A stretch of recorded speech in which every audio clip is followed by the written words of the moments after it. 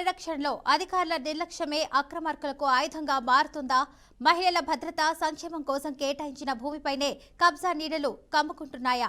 శిశు సంక్షేమం ఆధ్వర్యంలో వర్కింగ్ ఉమెన్స్ హాస్టల్ నిర్మాణం కోసం కేటాయించిన 647 సర్వే నంబర్కు చెందిన విలువైన ప్రభుత్వ భూమిపై ఇప్పుడు అక్రమార్కుల కన్ను పడిందా?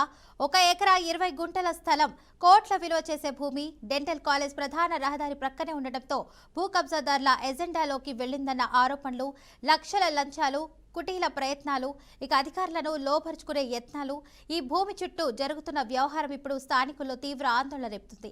ఇంతకీ ప్రభుత్వం కేటాయించిన 8 కోట్ల నిధులు ఏమయ్యాయి? హాస్టల్ నిర్మాణం ఎందుకు మొదలు కాలేదు? అక్రమార్కుల్ని అడ్డుకునే బాధ్యత ఎవరిది?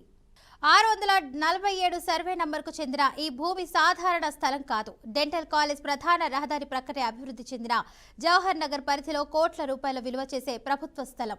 ఇదే భూమిపై శిశు సంక్షేమం ఆధ్వర్యంలో వర్కింగ్ ఉమెన్స్ హాస్టల్ నిర్మించాలని ప్రభుత్వం స్పష్టంగా నిర్ణయించింది. అందుకు గాను 8 కోట్ల నిధులు కూడా కేటాయించింది. కానీ ఈ విషయం బహిర్గతం కాకుండా కొంతమంది అక్రమార్కులు కోటి కుట్రలు పన్నుతున్నారన్న ఆరోపణలు వినిపిస్తున్నాయి. భూమిని తమ చేతుల్లోకి తెచ్చుకునేందుకు లక్షల రూపాయలు లంచాలుగా వెదజల్లుతున్నారన్న విమర్శలు కూడా వెల్లువెత్తుతున్నాయి. ప్రభుత్వ భూమి అయినప్పటికీ ఇప్పటి వరకు కంచె ఎందుకు వేయలేదు? ఎందుకు స్పష్టమైన బోర్డు ఏర్పాటు చేయలేదు అన్న ప్రశ్నలు ఇప్పుడు ప్రజల్లో ఉత్కంఠను పెంచుతున్నాయి. ఇది నిర్లక్ష్యమా లేదా తెలిస్తే జరుగుతున్న మౌన సహకారమా అన్న అనుమానాలు బలపడుతున్నాయి.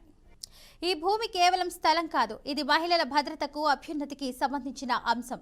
ఉద్యోగాల కోసం నగరానికి వచ్చే వందలాది శ్రామిక మహిళలకు సురక్షిత వసతి కల్పించాల్సిన బాధ్యత ప్రభుత్వానిది. అందుకే శిశు సంక్షేమం ఆధ్వర్యంలో వర్కింగ్ ఉమెన్స్ హాస్టల్ నిర్మాణాన్ని తక్షణమే ప్రారంభించాలని స్థానికులు డిమాండ్ చేస్తున్నారు. మొదటిగా భూమిని పూర్తిగా పరిరక్షించి కంచె ఏర్పాటు చేయాలని, అక్రమార్కులకు ఎలాంటి అవకాశం ఇవ్వకూడదని అధికారులు బాధ్యతాయుతంగా వ్యవహరించాలని కోరుతున్నారు. అధికారులు అవకతవకలకు తావిస్తే సహించేది లేదని స్థానికులు హెచ్చరిస్తున్నారు. పార్టీలకు అతీతంగా నాయకులు, మేధావులు, విద్యావంతులు ఈ అంశంపై కలిసికట్టుగా పోరాడాలని విజ్ఞప్తి చేస్తున్నారు. 8 కోట్ల నిధులు ఉన్నప్పటికీ నిర్మాణం మొదలు కాకపోతే అది కేవలం ఆలస్యం కాదు, మహిళా సంక్షేమంపై జరిగిన అన్యాయంగా ప్రజలు భావిస్తున్నారు.